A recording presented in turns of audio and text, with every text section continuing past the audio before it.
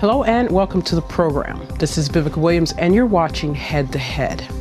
So there's been Russia's annexation of Crimea, the crimes committed during Euromaidan, and the war in the east in Donbass. All of these issues have brought forth concerns that are being brought up in the international community.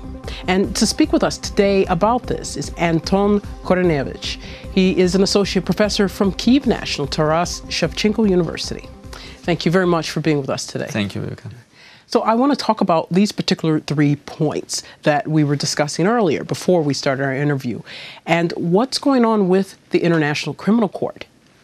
Yeah, so as we all know, Ukraine unfortunately has not yet ratified the Rome Statute, which is a treaty which establishes the ICC's International Criminal Court. But nevertheless, Ukraine has twice recognized the jurisdiction of the International Criminal Court by making specific declarations on recognition of jurisdiction of the ICC. So now, notwithstanding the fact that Ukraine has not ratified the Rome Statute, the ICC works on a situation in Ukraine, and in particular now the ICC and the OTP, the Office of the Prosecutor, conducts the preliminary examination over the situation in Ukraine. And this case situation in Ukraine is composed of 3 main elements. Crimes allegedly committed in Maidan, alleged crimes against humanity, crimes committed in Crimea, in particular crimes committed by the representatives of the occupying power, and of course crimes committed during the armed conflict in Donbass. So let's talk first about the crimes during Euromaidan. And I know there's a lot of frustration from people that of the more than 100 that were killed, there are very few, or if any, people have been convicted. So what is the ICC looking at in this case? Well, yeah, this case of non-conviction of people, it mainly deals with Ukrainian legal system. That really now we don't see a lot of results in Ukrainian justice system bringing the perpetrators to responsibility, to criminal liability. Regarding the International Criminal Court, it looks and it decides whether the crimes committed in Maidan fall under the jurisdiction of the ICC and whether they constitute crimes against humanity. And for them to constitute crimes against humanity, there should be not only the severe violations of human rights, but they should have the contextual elements of crimes against humanity, which are widespread or systematic attack on civilians. So, and as for now, unfortunately, the Office of the Prosecutor of the International Criminal Court does not see these contextual elements of widespread and systematic attack on civilians in the situation in Maidan. So as for now, it doesn't think that they are crimes against humanity. But it doesn't mean that Ukrainian society shall do nothing. It means that Ukrainian law enforcement authorities, Ukrainian... will be responsible for handling they shall handle some information to the ICC regarding this widespread or systematic attack. We know that human rights activists, and we know that Ukrainian attorneys at law filed several communications to the Office of the Prosecutor of the International Criminal Court in which they say that they are showing this widespread or systematic attack. So let's hope that the position of the ICC will change in the future over Maidan situation. And if it were to change, what would be the consequences? What would be going forward, and how would they look at what happened with Euromaidan? Well, the issue is that whether the case will be stopped on the level of preliminary examination, or whether the case and the situation in Maidan in particular will go to the next stage of investigation. And the next stage of investigation, the ICC will work in particular not only with information in paper or in electronic form, but it will work with physical evidence, with statements of victims, statements of people who were engaged in Maidan protests, whatever. So they will really be conducting investigation, and if they find that crimes were committed and crimes are crimes against humanity, it may issue orders of arrest for the people whom the ICC will deem that they are responsible for these crimes. And do you think this will put any pressure on the Ukrainian government to be more concerted in their efforts to convict the people who have been responsible for this, regardless of the outcome of the preliminary investigation of the ICC?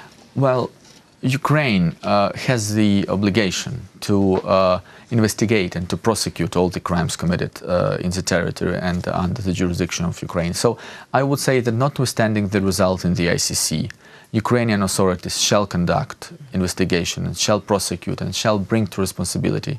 But I think the frustration people have is the number of years that have passed with, and the hope perhaps that this international light may put pressure on the government to do more investigation. It may be the case. It may be the case. But again, as for now, now Ukraine needs to to give proofs to the ICC that these are crimes which fall under ICC's jurisdiction.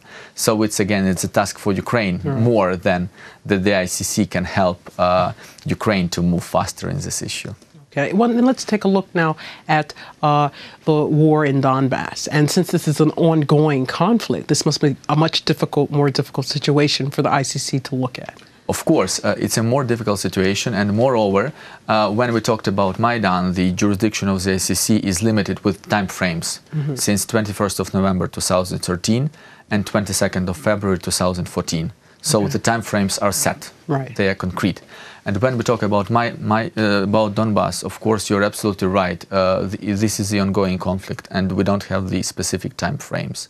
So the ICC shall think over all the crimes which were committed in the past, which are committed today, which can be committed tomorrow or the day after tomorrow. So of course, it's a very hard task, and it looks like it might take several years to see what to do with them. And what kind of considerations are they doing now?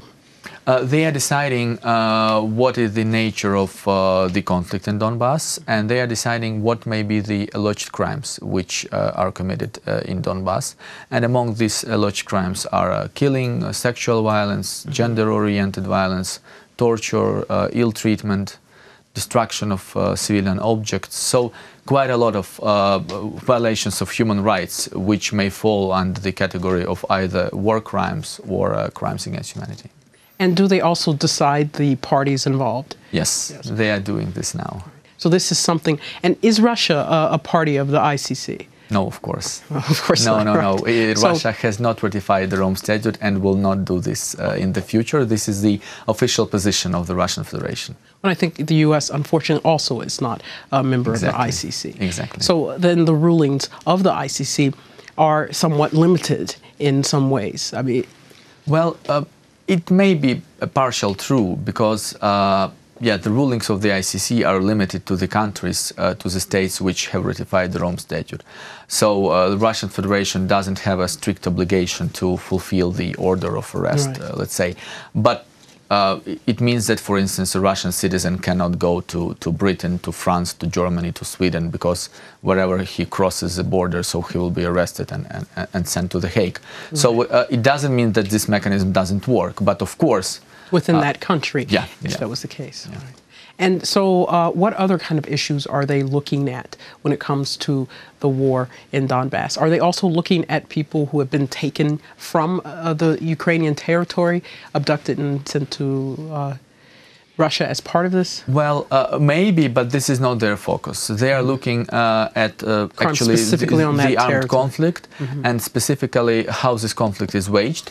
How the hostilities are moving, and actually what alleged violations of the laws of warfare have been conducted. For instance, destruction of civilian objects. For instance, use of weapons with non-discriminative effect. For instance, the killings of the civilians in the context of the conflict in Donbass. For instance, tortures. For instance, enforced disappearances. We know all this system of illegal places of detention in Donbass, in particular in the territory which is not controlled by Ukraine. So these are these particular issues on which the ICC now takes into account. Okay. Well, at this time, we're going to have you back on to talk about the situation with Crimea, because that is definitely a special case that deserves its own special discussion. Sure. So thank you so much for coming in to speak with us today about these issues. Thank you. And today we were speaking with Anton Korynevych from Kyiv National Taras Shevchenko University about the situation with the International Criminal Court. Thank you for watching.